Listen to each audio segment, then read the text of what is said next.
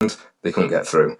I can understand it's going to be difficult, but if this is something that the guidance says as of the 2nd of April 2020, staff should be having this protection, we should have had this already. Yeah. They shouldn't be bringing this out now and we don't have it. So all the GPs, should we not see any patients face to face because we've not got the protection that Public Health England feel we need? So is he saying that we're not protected?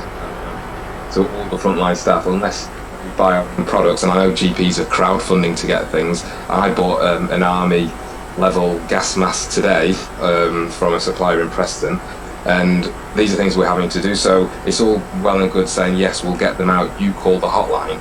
They know where all the GP practices are. They should be sending these out straight away. We shouldn't have to be using our resources and our staff to, be calling up and saying, please, can we have some goggles now?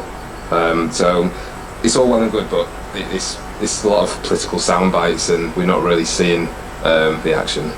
Frontline. So final brief thought then, when you listen through to something like that, does it give somebody like you working on the front line useful information that you can actually apply? Because that's where we're all getting our information from, or do you feel that there are still gaps? Well, there's gaps because we get this information, but it's not really forthcoming into effect. So what I can say, he gave a timeline, which is something great, so we can hold him to that. So hopefully maybe I can come back on at the end of April, because at the end of April I should have been tested, is what he's saying.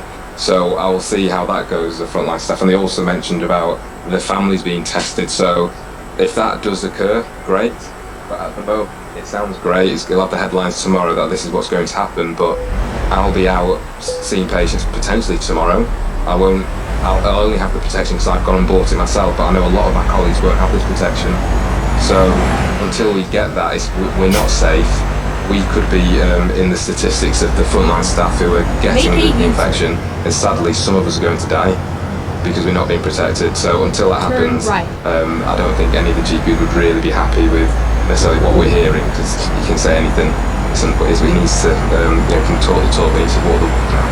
Well, Wesley, we will keep in touch. We'll put it to the test, as you say, because it's valuable to know whether or not these things are being followed up. Look, good luck with it all.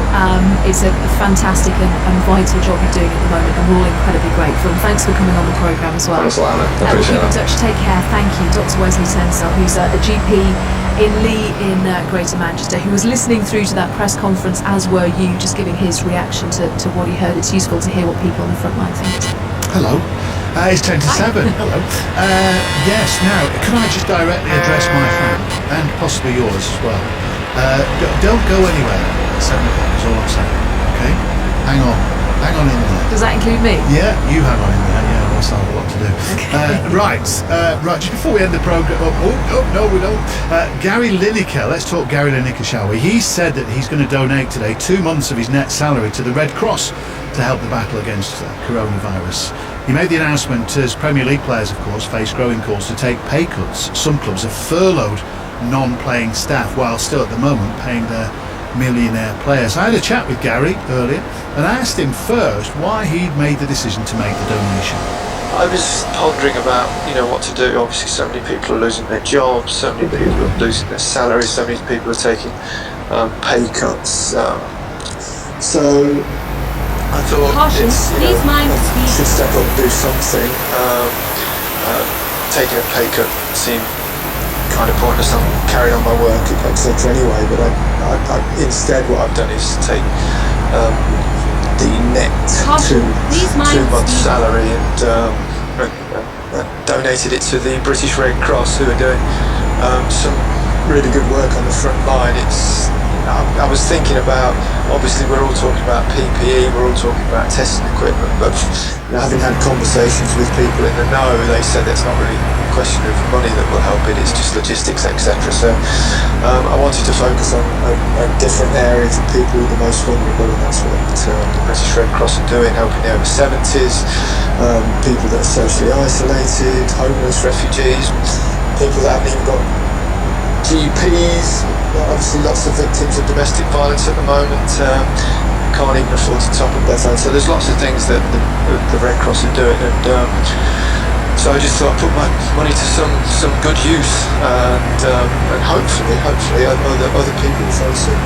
Yeah, and that's interesting actually, because it's a large sum of money that you're donating, and it kind of feeds into this moral challenge that's facing whether we talk about wealthy people in general, but particularly football at the moment, Gary. The idea that a lot of people are being laid off from football clubs, ordinary working class people, and the players are still trousering their wages. Are you trying to give that argument some impetus by doing this? That wasn't a deliberate thing. This is a personal thing of my own, but obviously it's coincided with a time where football is suddenly in the news because of this, and I think footballers will try and do something. I don't think there's any question about that. I think there's probably meetings, discussions going on as we speak. I don't know.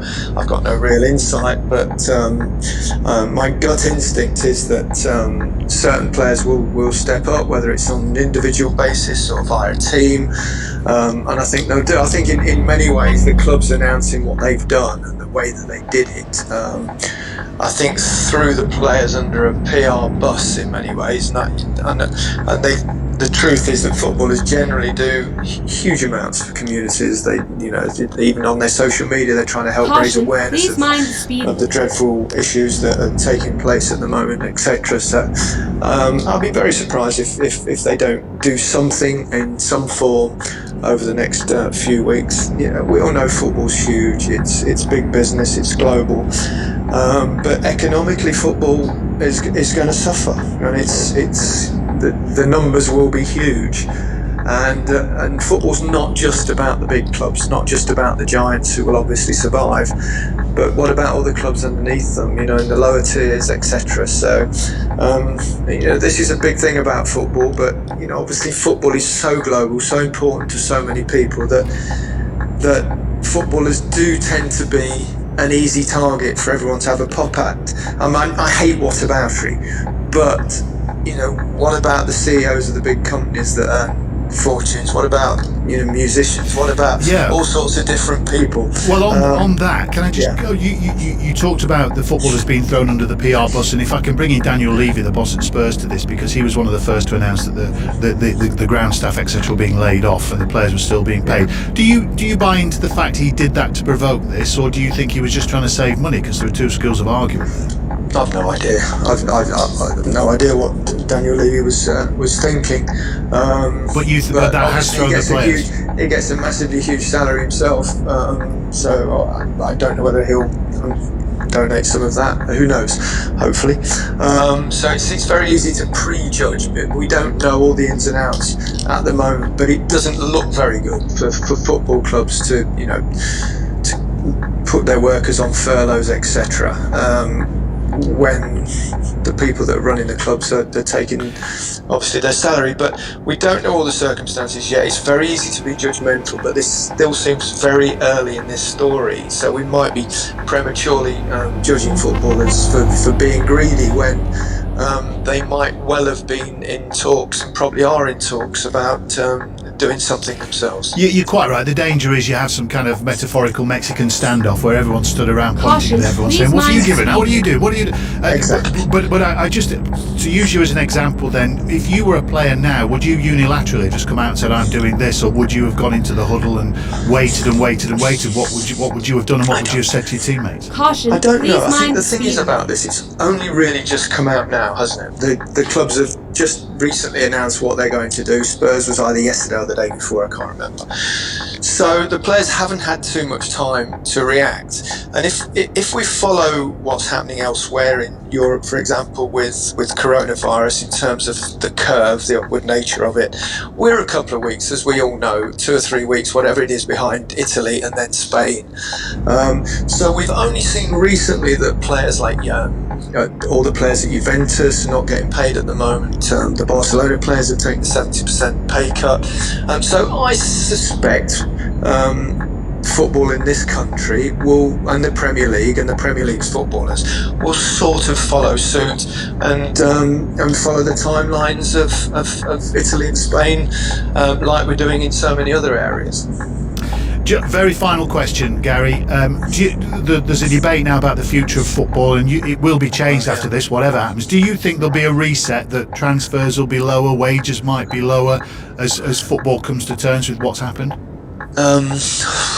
it's very difficult to read the future at the moment in terms of all sorts of different businesses, economies, families, life, everything. It's so difficult to make any predictions. Football can't survive without football, that's for sure, for that long. But I think obviously the strong will be fine.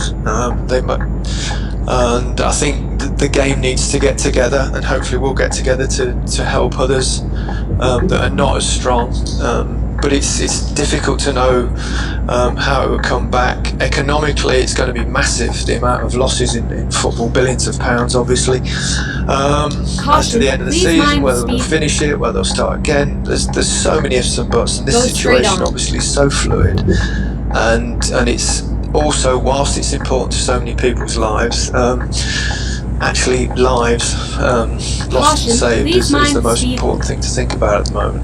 Obviously everything else has to take a back seat, and we'll pick it up at some point, but I wish I had the answers. I really don't. Gary Lineker there reflecting on the current crisis and how football's responding on the day that he's announced that he's donating a significant six-figure sum to the Red Cross, part of his salary. Thank you for all of your thoughts during the programme. We're going to go back to taking your questions again tomorrow. It was a particularly long government briefing tonight, but we brought you all of it, all of the questions, all of the context. Earlier on, just a million years ago, it was at the start of the programme, we were talking about board games. I might bring my vintage Beetle in tomorrow. I can't wait to see your vintage Beetle. There we go. You see, as something to look forward to, isn't there? Have a game of Beetle. Yeah, from sadly, 2 metre distance. board games has become a casualty of the very long press conference today, so we'll talk about that tomorrow. But if my fan and your fan is still listening, then maybe don't go anywhere.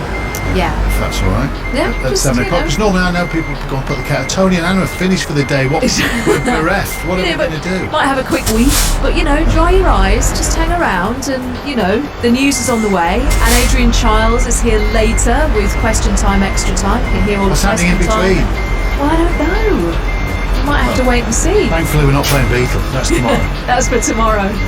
All right, we'll see you Soon. Well, Sooner than you think.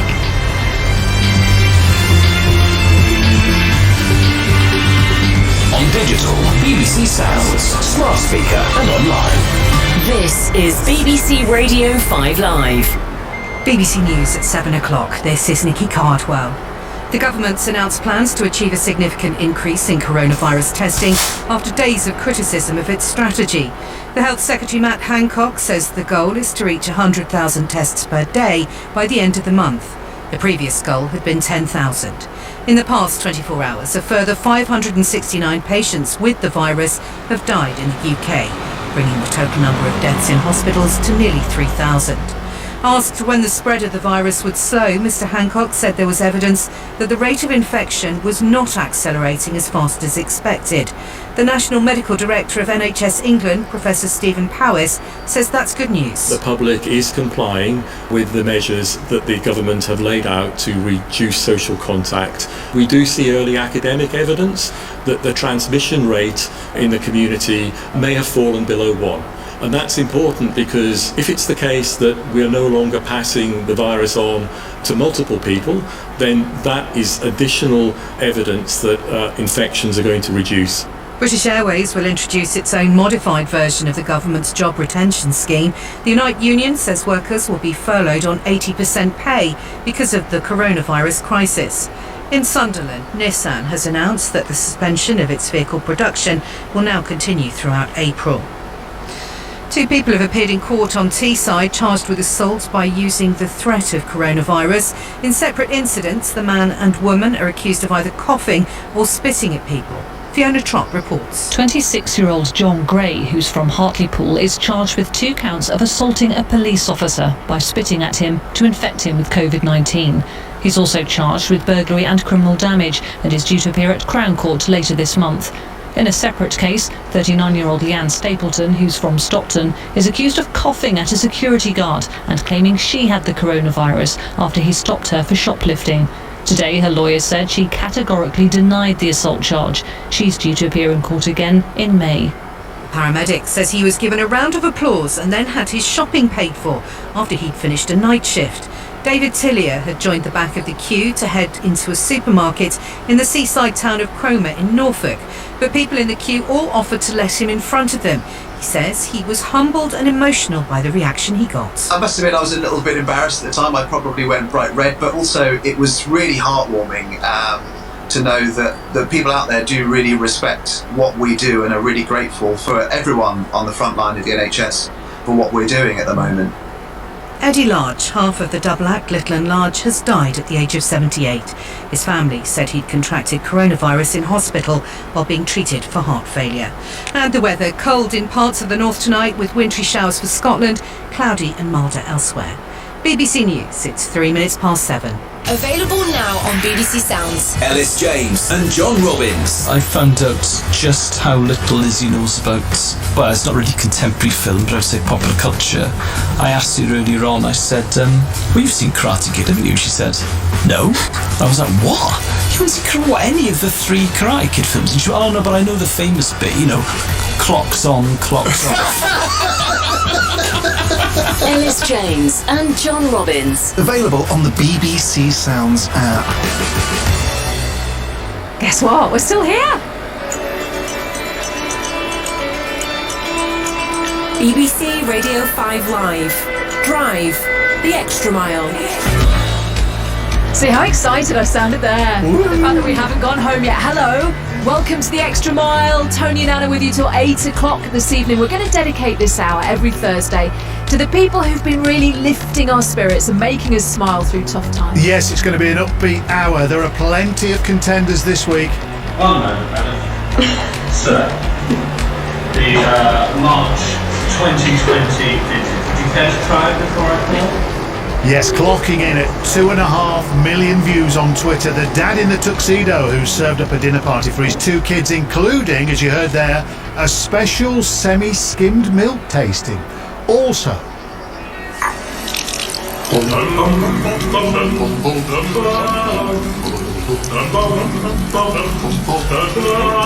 wash your hands and make sure they're clean. It turns out the bathroom is as good a place as any to entertain the nation with some public service information. The Bathroom Quartet, who are supporting the NHS, will be with us in a bit. and we're going to speak to the bus driver whose days of social distancing have even caught him by surprise. Good morning. Wednesday, the 1st of April, 2020. And who'd have thought I'd been doing a skipping challenge in my backyard?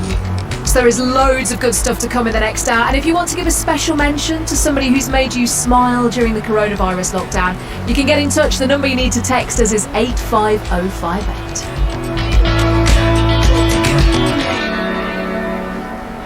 And we're starting in a good place. They've given us another hour every Thursday, folks. Rejoice. Well, depends how this one goes. Let the nation rejoice. We are starting, this is perfect, with Elvis, the Black Country's greatest Elvis impersonator. Yam Yam Elvis is performing in his backyard for all of his neighbours and to celebrate the carers and the key workers. Yam Yam Elvis, hello. Hello, how are you doing? We're all right, how are you? Sounds a pound. Good. So look, I'm in the garage. What are you doing in the garage? That's where I am. I've got all my equipment set up so I can get a good show. So are you going to sort of open the garage door and is it like the lockdown version of Dry Ice? Will you be revealed? It's locked. It's locked. So when does the gig start then? As soon as you want it to. Oh, okay. Well, before we get into it, you had your first performance the other night. Yes. How was it? Brilliant in the back garden. I've done it for all the NHS workers, and I've had singers come onto me the Yam Yam page, and then I put it on the Yam Yam page, and everybody just has a good laugh with it. Like, how do they request numbers, Yam Yam? Do they just tie it to a brick and lob it over the garden fence? How do you get feedback? I'll just do anything, and then they just go on Facebook. Can you do this one? But I'm only doing them now and again, but they want one every day now. Well, look, I love a bit. What are you the Vegas Elvis? What are you dressed as? Oh, now I'm in the concert Elvis with a jumpsuit on and everything. Lovely. Are you going to? I'd love to hear American Trilogy. Do you do that? I do it, but I was going to do Viva Las Vegas first. Oh yeah, well. Oh well, it seems a good place to start. Is there a crowd, Yam Yam, or do they gather as you get into your set? gather socially distanced. Yeah, gathering. guys, just gathering their guns. I have wound the neighbours up a few times, but the wife's here just filming everything. But I also give my phone when I'm singing. Is that all right? Yeah. We're going to dip back in now and again throughout the next hour, Yam Yam, into your concert. Is that all right? Yeah, no problem at all. Do you bend over at one point and put a silk scarf around your wife's neck? No. She was quick off the mark there. Not a chance. Right, Yam Yam, how you fit? Are the vocal cords ready? Are you warmed up? Do you do any sort of pre-gig exercises? No, that's it. I'm ready. You ready? Straight into it. Come on then, we're listening. Yeah. Let's have it. Here we go.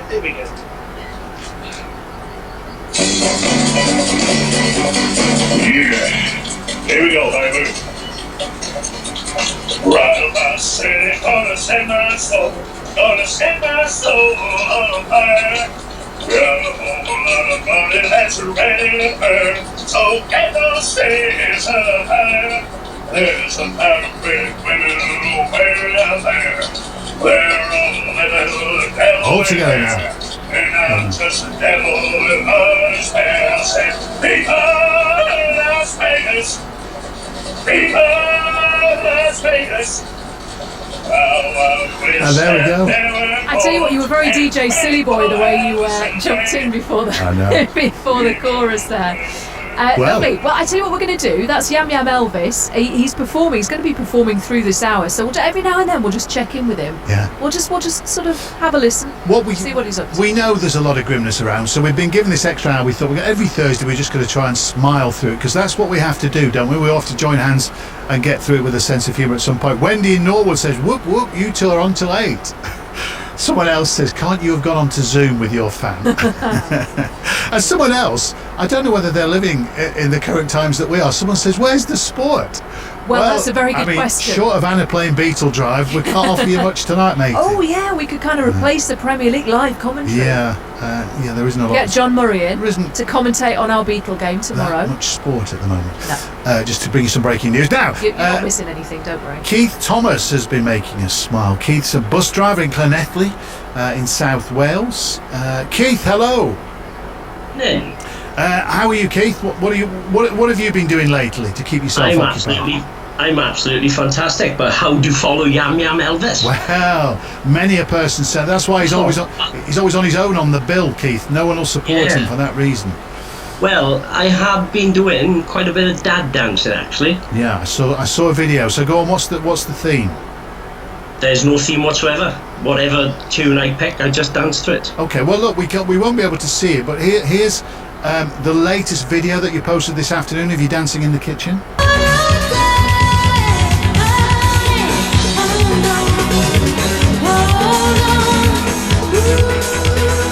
And so, just to paint a picture for us, Keith, what are you doing at that moment? Is the bottom waggling? Are the arms rolling? What's happening? I did that one for a challenge. I'm an ostomate, and I did it for an ostomate challenge. They tried to get everybody with a colostomy bag to actually do a dance. So I did it with my Welsh bag cover on. So that's what the Welsh bag was all about. Brilliant. I mean, it's all about lifting people's spirits, Keith. What psychologically and mental health-wise, just getting into this, how do you feel? Are you trying to have a laugh a day? Trying to make other people smile? How are you working it? Personally, I'm absolutely fantastic. My social media has always been about positivity. I don't think I have a negative bone in my body, to be honest. And I started a skipping challenge 4 days ago, just to obviously keep myself fit, but to try and raise some money as well. Right, and so what does that involve? Well, it's just me out in the back garden, 3 attempts at skipping. The first day I did 25 skips, the second day 33, yesterday 50, and a massive 63. That's not bad for a 58-year-old man. And in one go without getting tangled up? Yeah, without getting tangled up or falling over or hurting myself, which I tend to do a bit. That's a pretty impressive effort. For those who haven't tried it recently, that's a pretty good effort. I did try it recently, and I can't get above about 15. So that's impressive. Why were you skipping? Because I was getting fit. Oh. I was trying to anyway, because you can clearly see the difference. Keith, yeah, well I can actually. Keith, the dad dancing, and so you live with your wife and your stepdaughter. Do they take charge? Do they video it? Do they run for the hills? How's it They working? run for the hills, mate. They run for the hills. They, I have tried to get him into my videos, but it's a one-man job, I think. I reckon I'll have to go to Birmingham and dance with Yam Yam. What? If you could get into his garage. What are you going to do? Are you dancing tomorrow, Keith? Can we look forward to anything? Yes, you can definitely look forward to it. It'll definitely be a skipping challenge because I've now got 63 to beat. I will say I do put a link up for the NSPCC, and I've managed to raise £90 so far, so that's not too bad. Top man. Where can people find you, Keith? Where can they come and have a look at your videos? Oh, so easy to find me. You can either look for me, Keith Thomas, on Facebook, or it's at Keith Tom, so it's KEITHTHOM 2014, and that's on Twitter or Instagram. Keith, more power to you. Keep going. You're cheering us up every day. Great to speak to you. Thank you, and same to you. Thanks a lot, man. Keith Thomas there, the dad dancing skipper. Thank you, Keith. Thank you for your thoughts. Well, you can still get in touch. The text is still there, 85058. You can email as well. Philip says, thank you for lifting my spirits every evening, especially with the music choices from the team. Been exercising each night and finishing at 7, but not tonight. Philip's doing his exercise in his garage at home gym and sticking around for the next hour. So thank you, Philip. We appreciate that.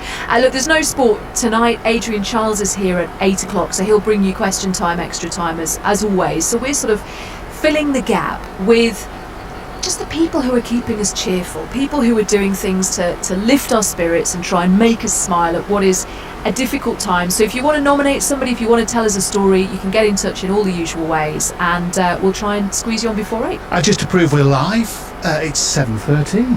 You're listening to The Extra Mile from 5 Live Drive. 5 Live Drive. 5 Live Drive. So, as I said, we're going to dedicate this hour on 5 Live to the people who are making us smile through difficult times, and our fellow radio colleagues right across the BBC dial, well, in fact, everywhere, commercial radio as well, everybody's chipping in to do that. On Radio 1, Greg James has been focusing on lockdown love with Nigel and Lauren. He met his girlfriend Lauren just 3 weeks ago on Tinder, and when the quarantining announcement happened last week, they decided to isolate at his place. Nigel gave us an update yesterday on how things are going. The usual things, like he was having to shut the bathroom door because he's learning how not to be a bachelor anymore. He made sure he gave his Labrador the same amount of attention as his new girlfriend Lauren. And then, out of nowhere... I think, to be fair, there is one thing. I mean, she does probably need to know that, well, if I'm honest, I've fallen in love with her. I really have. Oh my God, Nigel! Sorry? I've fallen in love with her. I really have. Well, let's hope that Lauren feels the same. Yes, I just want to say to Nigel that I've equally fallen in love with you too. You make me so happy, and I can't wait for what the future holds for both of us. But yeah, just thank you for just making me just absolutely so happy, and you're absolutely amazing. So, yeah. Lauren, I love you too so much. Wow, well, they've gone early, haven't they? Give it another week. We're going to talk about this on Drive either tomorrow or next week, relationships under lockdown. And That wasn't going to be quite as cheerful as that, is it? there was, I'm not going to name him, but a member of Nihal's backroom team has done the same thing. He's locked down with a very new girlfriend, so time will tell on that. As you know, if you're regular listeners to Drive, we've been ending every programme during the coronavirus crisis by thanking the team who produced the show. We will do that at the end of this hour, but also by playing an uplifting song chosen by a member of the production team. Well, our colleagues on Radio 4 are asking some of the BBC's best known voices to offer their favourite poems of comfort and hope. Our other colleagues at the coronavirus newscast heard from their own poet laureate. We give it up and then they take it away. A girl's got to zip it up and get her head in the shade. Baby, if we give it up, it's just a matter of time before all the heavy stuff comes back to bite your behind. You can't mistake my biology. Yes, that's Nadine Coyle from Girls Aloud and her rendition of Biology. Do go back, by the way, and listen to the Radio 4 ones. If you only listen to one, Fergal Keen's is absolutely beautiful and it made me cry a tiny bit, so it's definitely worth digging out. Now, unprecedented times, as we've said, so it's worth reminding ourselves that even the most dedicated and highly professional journalists, serious broadcasters, can get distracted by the odd technical glitch. That phone's ringing. It sounds like it's in the room. I had my headphones off. I can still hear it. Is it still going? Somebody pick up the phone. Where's it coming from? Right. Question for Dr. Claire Gerardo. This is on the text, Claire. It says, my wife is a carer. I know. I'm trying to ignore it now. I'm just going to press on. Is there any way we can make the ringing phone? It's ringing. This is not a free connection. There we go. Dr. Claire Gerardo, it says, my wife is a carer in the community. She's going from house to house and she's been told... Oh my words. What is going on? Someone else ringing up. Somebody's phone's ringing. Oh, this is great. Need a sense of humour. You're listening to The Extra Mile from 5 Live Drive. 5 Live Drive. That should go straight into the awards clip. I was trying really hard. Bucket. It's a very small bucket. I was trying really hard there to keep it together as well. Well, you're the professional amongst us. Well, we've got a low bar. Look, thank you for being with us. We're here till 8 o'clock tonight, so do keep those thoughts coming. 85058 on the text at BBC5 Live. Have you, during your lockdown, taken part in an all-street workout yet?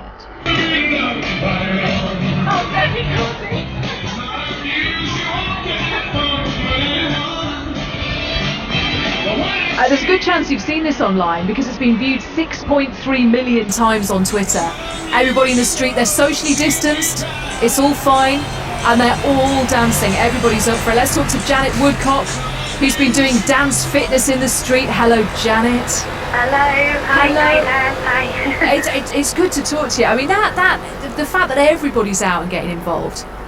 It's been fabulous, yeah. I can't believe the response. I mean, obviously the media response in the last sort of 24, 48 hours is incredible also, but it's just been fabulous how the people on our street are really ordinary, normally a really quiet street.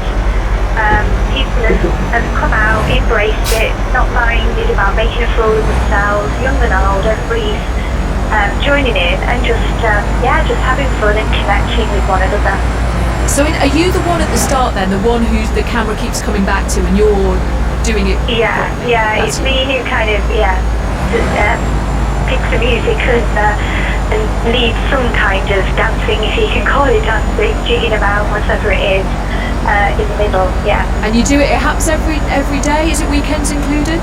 Yeah, we've done it every day because really, during the lockdown, for a lot of people, if you're not working, you lose track of the days anyway, don't you?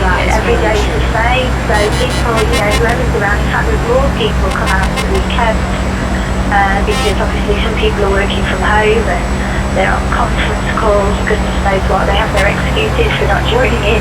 At the weekend, everybody's got that. In the weekend, there's no excuses, everybody's out. But yeah, I mean, there's very few people. I think there's one couple who haven't joined in.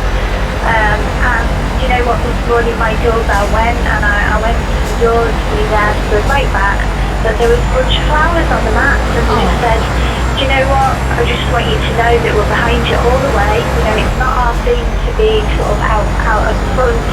We're backing you from here and we love our street and we love what you're doing. We just want you to know that we're behind you. And I was just so touched by that because I've been a little bit worried that some people might have felt it was an intrusion. But everybody's just loving it. It's great. Well, you can tell as well when you watch it because everybody's really smiling and getting involved. Because how did you get the word out in the first place? How did you let everybody know that you were doing it, or did you just shoot out in the street and wait for them to join in? Well, initially I put a flyer to everybody's door, but not to come out and dance. The flyer, there were two flyers. The initial one was a couple of weeks ago, 2 to 3 weeks ago, just saying, if you need any shopping or if you just want to talk to somebody, if you need any help, this is my number. Do call. And then a week later, and lots of people, did call, mainly just to say thanks very much for doing that. It's just really nice to know that somebody's there if we do need you. Then a week later, once we were fully in lockdown, I sent literally, I think it was 10:30 or something, 20 to 11 even on Sunday morning. And I got this sort of mad idea, and I just put another flyer out saying, please come out of the house if you feel you'd like to join in. Come out of the house at 11 o'clock every morning, and let's just sort of, stand together, have a minute's silence, just to sort of think about those people who are struggling, particularly at the moment, and who are really poorly themselves and lost of lives and everything, and then a minute of clapping for all the people who are working so hard to keep us safe and well. So that's all I intended initially. And so amazingly, 20 minutes later, doors opened and people did come out. Not the whole street at this stage. And then, so we did that. My next door neighbour then said, oh, it's her son, Robert. It was his birthday the following day. Can we all sing happy birthday to Robert? So, of course, we did that. And then another neighbour said, I'm really missing my exercise. She'd been in the house for, almost 2 weeks by then. And she said, it's a shame that they're not putting anything out for us oldies on TV. And of course, I mentioned the Green Goddess because, of course, she's there every morning. But that's what I do. I teach exercise sessions, I teach yoga, exercise sessions, particularly aimed at older adults. So I thought that's what I do. I can't do it at the moment, so I'll do a little bit with her, and maybe one or two others if they want to join in. And that's again all it was intended to be. And more people joined in that first day, and I had this big speaker, so I brought that out, played the Neighbours Theme tune, which is what now we play every morning to kick us off. Because obviously it's most appropriate. Neighbours looking out for one another and becoming good friends and all that. And then just different tracks. And everybody, just had such good fun. I can do it again tomorrow. So we did. And, we've been doing it about 10 days, I think now, 11 days, something like that. Yeah, Janet, it's lovely. It's such a good thing, and seeing everybody get involved and smiling and joining in. Yeah. It's very exciting to talk to you because you're quite famous now. Now so many people have seen the clip. Hey, look, keep it going and good luck, and thanks so much for coming on, Janet. It's been lovely to chat. Take care. It's a pleasure. Thanks for having me. Bye Bye now. Bye bye. That is Janet Woodcock, who you will recognise from Dancing in the Street. Meanwhile, who's this? Back in the Black Country. It's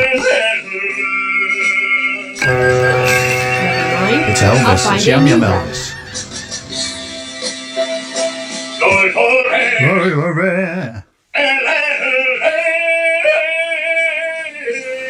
he wants to protect that voice if it's going to last for the whole of the lockdown. I think he's got his finger trapped in the garage door. It's Yam Yam Elvis who's given us a special concert tonight. He's been entertaining his neighbours through the coronavirus crisis. This is a special 5 Live Drive extra mile. Yam Yam, are you there? Yeah. Hang on. Marvellous. How's it going? How's the sweat level? Absolutely fantastic. You got your mid first. Keep going. Keep going.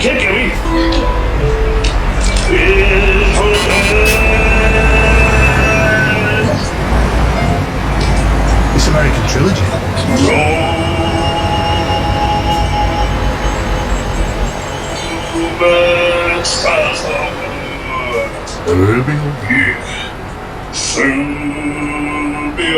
Okay, Big Fin, here we go. Happy birthday to Jennifer. I turned today. Pauline says hello, Yam Yam, but while we're here. Alright, Arky. Yeah. Let's go. Here we go, boys. That's me here, alright. Take it away. Here we go.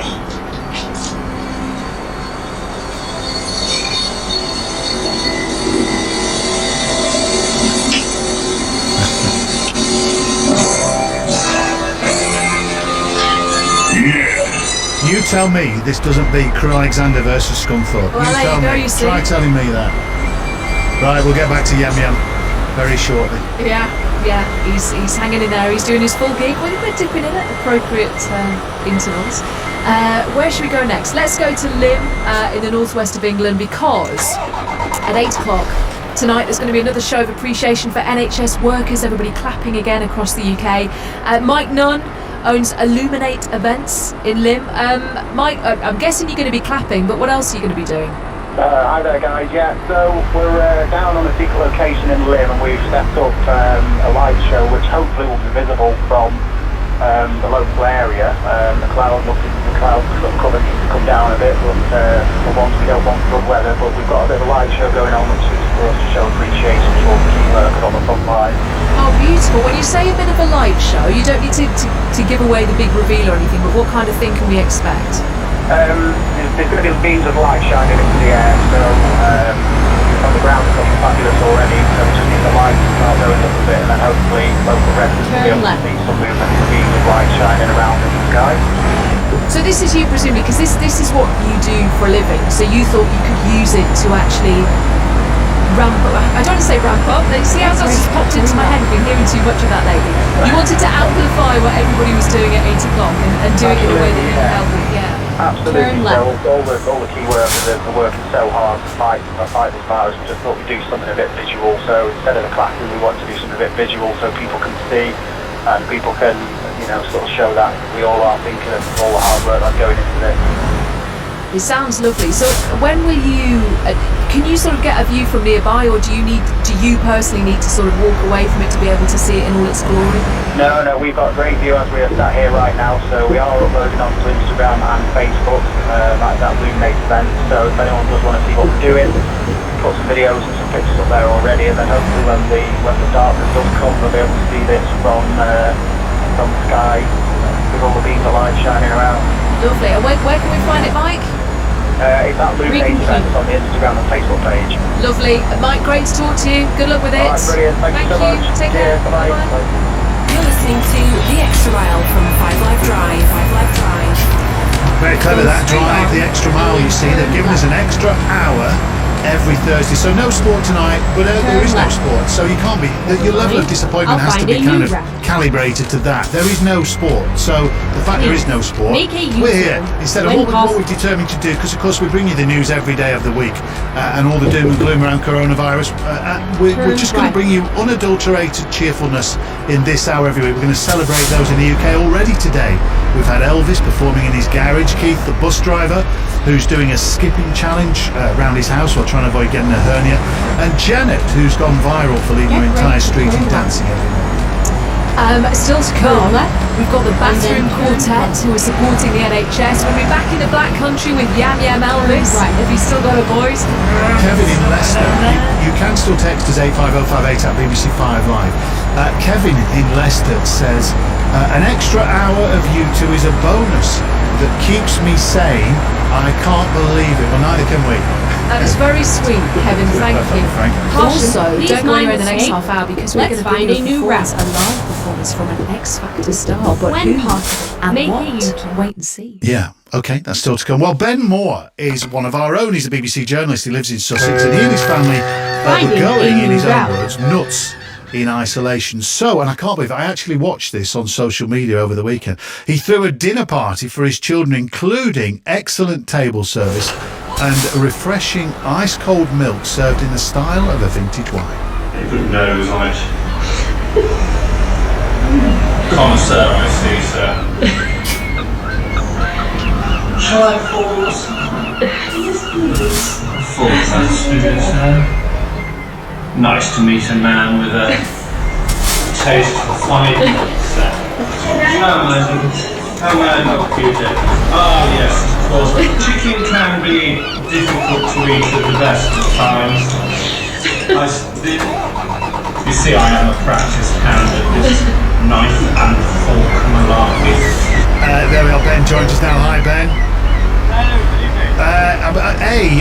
You must be amazed at the reaction this has got. B, the funniest thing was hearing your wife laughing in the background, and a nice chicken chop in there for your daughter. Yeah, it's been quite ridiculous, really. We made that my dad in Sussex because he's not the most technologically advanced, but you can use WhatsApp and videos. My wife just walked in from work actually, Ellie. Ellie does a newsread. Hi, Ellie. Yeah, so we made this video, because we decided we were going to have a date night on Saturday, and the kids sort of wanted to get involved, so we sort of said, no, that would be a disaster, but tell you what, we'll give you a dinner first. It was my idea. It was Ellie's. It's always Ellie's idea. It's Ellie's idea. Ellie, I can feel that lockdown tension just there. I can feel it already. It was our eldest's birthday last Monday, the 23rd, when we went into lockdown. So we had to cancel his party and all that. So I was just desperately thinking of nice things we could do for the kids, to make it a bit special. And they really bought into it looking at the video, and it's gone viral, guys. Yeah, so I think I was expecting it to get about. My friends who work with BBC Digital Video said, we'll probably do about 20,000. And I woke up in the morning and done 2 million on my account, just my personal Twitter account. And then the BBC, obviously, because I work for the BBC, my friends did video team, got video. They turned it into a Facebook video on the BBC account. That's got about 3.5 million, maybe 4. And then the BBC Instagram done about 2 million. And then, of course, we've got all these companies, all these CNN, the South China Morning Post, the German stations, Russia Today, and a lot of American stations have been interested. So we've done it all. Now the BBC's run it, of course. We've let them have it as well, because we just wanted to share it as far and wide as possible. It's been a real eye-opener, it really has. What it shows is that we're all in the same boat, never has it been more truer, and we're all just looking for something to make us smile every day, I think, aren't we? That's Definitely. The key. I think that's why it's done so well, because it's just what people want to see now, isn't it? People want to.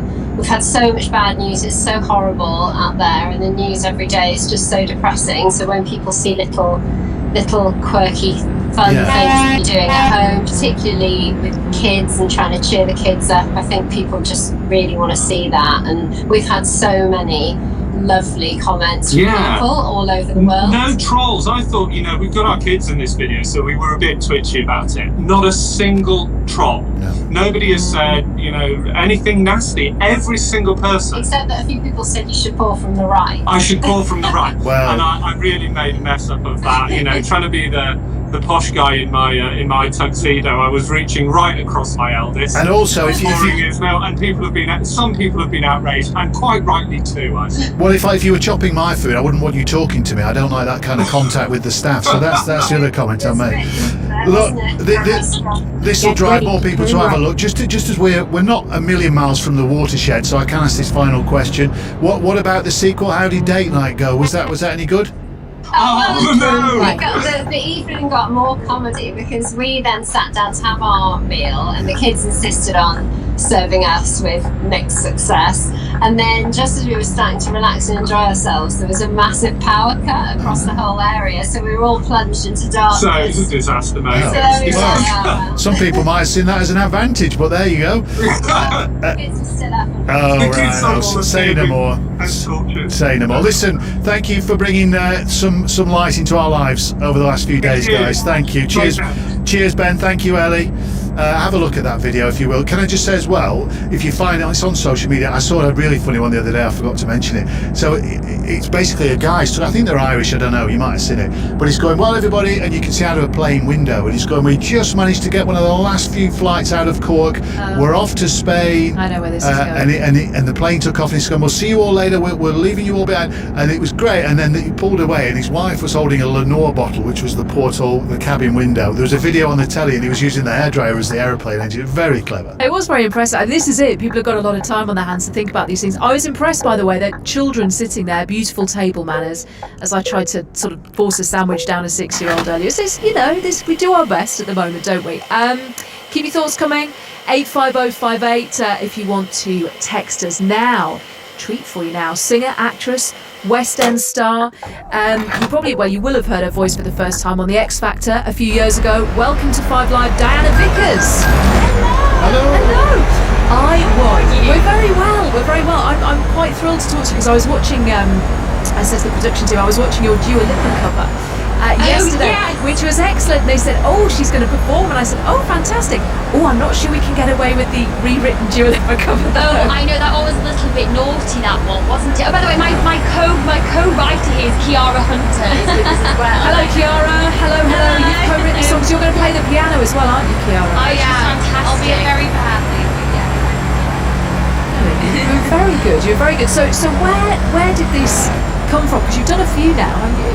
Yeah, so basically we're two singers, songwriters living in the same house together, we're roommates, we're self-isolating together, and it just kind of happened one morning, we were vibing, we thought this is quite funny, we'll put it out there, and we got an incredible response. Everyone was sliding into those DMs saying this really cheered me up, it's made our morning, and then we thought, well great, we'll do another one, and people seem to respond really nicely, and to be honest, it keeps us sane as well, being creative, gives us a reason to put clothes on every day. Well, no, not just clothes, those styles. This is it. You see, one thing I was really inspired by is the fact that, because you know what it's like when you're in isolation. I did 10 days, and by the end, I wasn't even washing my hair. But you're doing proper styles and everything. I'm really impressed. I know. It's quite fun. Like before, we just did one then, and I actually sprayed some perfume to come down and do it. I thought, you know what? I'll put some perfume on for this one. Fancy. It's good. It's lifting our moods definitely. So we hope that other people are getting the same kick out of it. Yeah, no, they're brilliant. I've been really enjoying them. So you're going to give us a performance now, aren't you? Which I'm looking forward to. Okay, we are. We've made it the clean version. Yes. Because we know nice. we're I've got live. a job tomorrow, so yes, yeah, exactly. perfect. Don't worry. So yeah, we're doing a version of "Teenage Dream" by Katy Perry. What kicked it all off? Yeah, really? this is the premiere one. The premiered with. Lovely, ladies. The airwaves are yours. Fire away. Thank you. Ready? Yeah, let's go.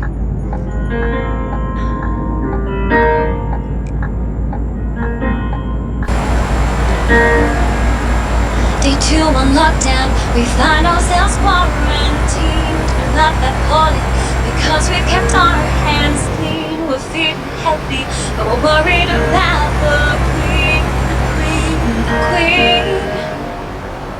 Watch Boris Johnson, but he doesn't make any sense. We put the news on, but then they just kind of tense. That frustrated, I'm tempted to call my ex. Some sex. Let's do our workouts online. Body coach, subscribe. We'll be bored, but we'll survive. Our concern is the weak and fragile. Why are we being quarantined? Test us, please. We need to know we're clean. We can't leave. Try to order face masks, but they're sold out online. Oh, sold out online. Grandparents, please just stay inside. The unhealthy, now's your time to hide. This shall pass. Of yours, Corona, you won't take us down. You won't take us down. There you have it. Oh, that was fantastic. Two of us clapping loudly in the studio. That was brilliant. It was so glad you liked it. I don't know any other levels there, so we hope that's that. It sounded perfect. It was really, really impressive. Seriously, the fact that you guys are doing it, and we can see you as well. Yeah, I thought you were making. I thought you were making up. I thought you were making up the whole business about glamming yourselves up, but you were brilliant. So. I know, we're in our pajamas now. We've got our slippers on. I'm having a good look around your house as well. That's the beauty of all these things now. You can see around people's living rooms. All you're going to see is wine everywhere in every corner, keeping us sane. I hope there are no corks in it. Ladies, that was brilliant. Thank you so much. We really enjoyed it. Thank you for coming on. Take care. Thank you for having us. Bye, Diana Vickers and Kiara Hunter. That was great. You see, the thing I really enjoyed about this hour is that it's all of the things that I've been watching, that you've been watching on social media over the last week or so, like the really big ones that have gone. Yeah, it's like we get the behind-the-scenes stories. It's great. It's lovely trip. The process is, as you know, the BBC here and there is just juggling its schedules, making sure it can maintain the output, keeping the technical staff here while not straining it. So it's been decided every Thursday till further notice we get this extra hour between the end of official drive and question time. It's drive extra mile, and here's the proof. You're listening to The Extra Mile from 5 Live Drive. 5 Live Drive. So we're enjoying ourselves, running through some of the moments of the week and the moments that have just cheered us on. We need a bit of joy, just made us smile a bit in the middle of all the strangeness of life at the moment. Yes, so this next bit, all the script says in front of me is loincloths. If you're going to go out dressed as Thor, yeah, or you. So I'm presuming that fancy dress shops are non-essential and therefore closed, so you need to put together your own Thor costume from only what you have in the house. Well, I have the world's smallest toolbox, but it does have a hand. Are you surprised Do to hear you? that? All right then. I've been laughed at by builders, but they've been working in a house over the years, Some clothes on them. and I've come out with my toolbox, and they've looked at it like purse. yeah. So a poster went out. He went out as a Spartan warrior. He was I'm not sure it's quite warm enough for that yet. No, he had all the armour on it. He wasn't, all right then, he fine. Just mine's on me as He wasn't doing the kind of the loincloth version. Get your mind out, my loincloth. Yeah. Have you managed that since? I've managed it very, very efficiently, don't you worry. That all came about after a talk about the we chatted to him, the Stockport Spider-Man. He's been entertaining children round and about on his daily run. On that note, we've had this text from a listener who hasn't left their name because we're asking for people who are making you smile. Yeah, it says we'd like to nominate a guy in our village of Raider in Cardiff. He's doing such a lovely thing for the local kids. He dresses up as a Disney character, posts which roads he's visiting on the local Facebook page, and then invites the kids to draw a picture of the character and hold it up in the window as he passes and give him away. His name is Adrian Curry. Adrian, thank you. See, this is the thing, so many people just making the effort at the moment. You know, the small things, the big things, just to try and make you smile. Once the nation realises we're here every Thursday, hopefully we'll get a lot of those, and it'll be we can all celebrate together, can't we? We're all building up, by the way, to the big clap at 8 o'clock, aren't we? For NHS staff, we'll be joining in with that as well. Well, all this week on 5 Live, Nihal has been devoting some of his programme to those who we're all thankful for at the moment: NHS workers, postal workers, farmers, and today it was carers. Here are some of the callers who got in touch. Lily lives in an assisted living home. She shares that home with her housemate.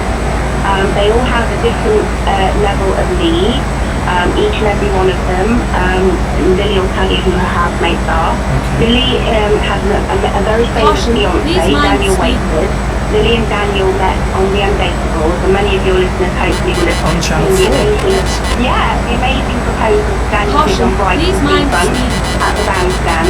And they are supported by the most incredible group of carers who are more than carers. They're like their friends and family. And my husband and I can rest easy knowing that Lily and her housemates here are cared for 24 hours a day. Hi, Lily. I'd like to shout out to Johnny. Go straight on. Faye, Deborah, Maria, Michael, Nathan, Barry and Karen.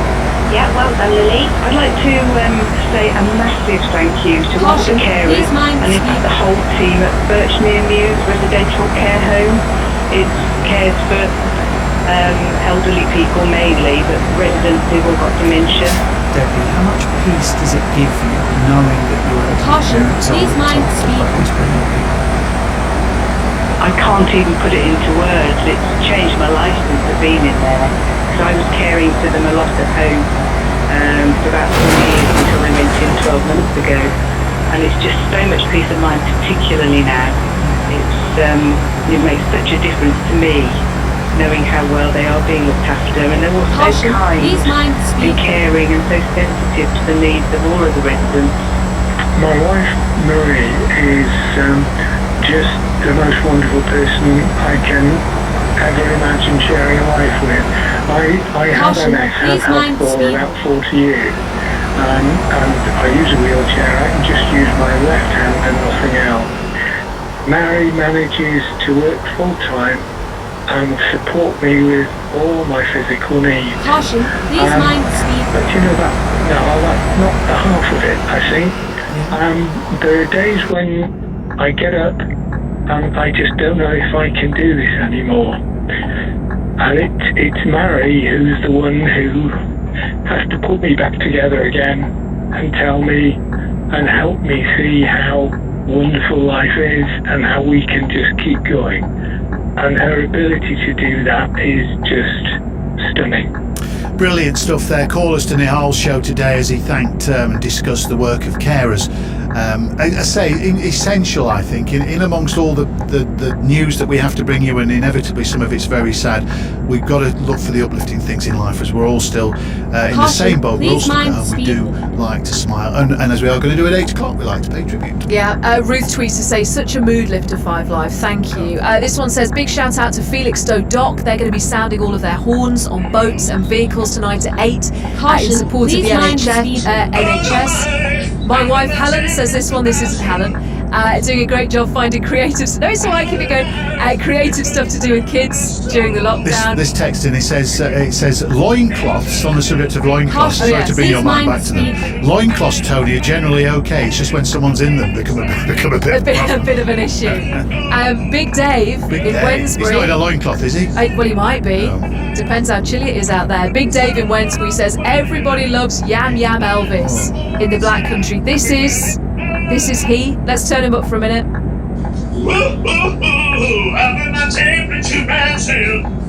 Well, that's not good news. Caution, please mind the speed.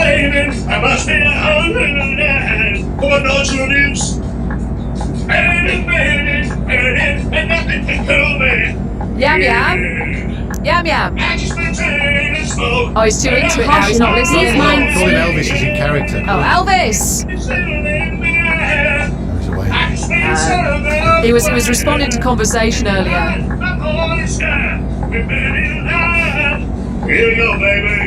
Caution, please mind Elvis. Are you there? He's not even left the building and he won't talk to me. Let's do it. Yeah. We'll leave him there. I was gonna have a nice chat to him, but you see, yes, he's in the zone now. That's what happens with performance. Let's stick with music though. David Newman from Surrey is an opera singer in the English National Opera and 1/4 of a bathroom quartet. Hello, David. Hi, Tony. Hi, Anna. Welcome to this is the cultural half hour, David. Welcome to the programme. Brilliant. I'm delighted to be part of this great cultural hour. Yeah. What have you been up to, David, in the bathroom? Take the first well, as everyone knows, the best place to sing is usually in the bathroom or in the shower. Now, me and my 4 colleagues, we're all opera singers with English National Opera, but like everybody else in the country and around the world, we're all confined to our homes. So we decided to put a little something together for a bit of fun, and also to give our thanks to the NHS. The wonderful and amazing NHS staff are doing such a fantastic job on the front line, saving lives and looking after and caring for those people who've fallen down to the COVID virus. So we were singing in our bathroom, and we put together a little video, which you can see. If you haven't seen it, have a look at my Twitter account, which is @NewmanTenor, or have a look at English National Opera's Facebook or social media sites, and you'll be able to see the video. Yeah, well, look, for those that haven't already seen it, they can go and have a look at it. But what we can do now, David, is we can play a little bit of it. Let's have a look. Fantastic.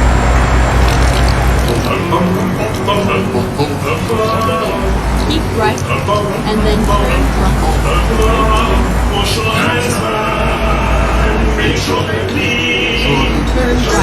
left. Turn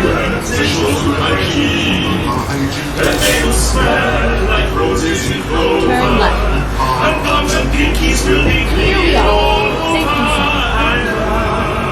Safe and Before you know it, this time will have gone. So wash your hands and be safe.